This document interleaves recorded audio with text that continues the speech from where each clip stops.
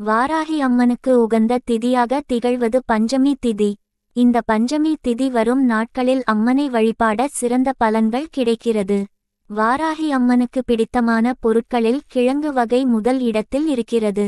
எந்த கிழங்காக இருந்தாலும் அம்மனுக்கு படைத்து நைவேத்தியம் செய்ய அம்மன் மனம் குளிர்கிறது. பிறகு வாராகி அம்மனுக்கு கனிகள் கொண்டு அபிஷேகம் செய்யலாம். அதிலும் மாதுளம்பழத்தை வைத்து வழிபட இன்னும் சிறப்பானதாக அமைந்து இருக்கிறது. வாராகி அம்மனுக்கு வஸ்திரம் என்று எடுத்துக்கொண்டால் தங்க நிறத்தில் உள்ள வஸ்திரத்தை சாற்றுவது மிகுந்த சிறப்பை தருகிறது. அடுத்ததாக வாராகி அம்மனுக்கு சிவப்பு நிற புடவையும் மிகவும் பிடித்த நிறமான புடவையாக இருக்கிறது. மேற்கொண்ட வழிபாடு எல்லாம் மிக எளிமையான வழிபாட்டு முறைதான். எப்படி அம்மன் நம் வேண்டுதலுக்கு ஏற்ப நம் மனதை குளிர வைக்கிறார்களோ நாமும் அம்மனுக்கு பிடித்த பொருட்கள் செய்து அம்மனை மனதார பிரார்த்தனை செய்து மனம் குளிர வைக்க வேண்டும். அப்படி முழு இறை வழிபாட்டோடு செய்கையில் நம் குடும்பத்தை காத்து அருள் புரிவாள் அம்பாள்.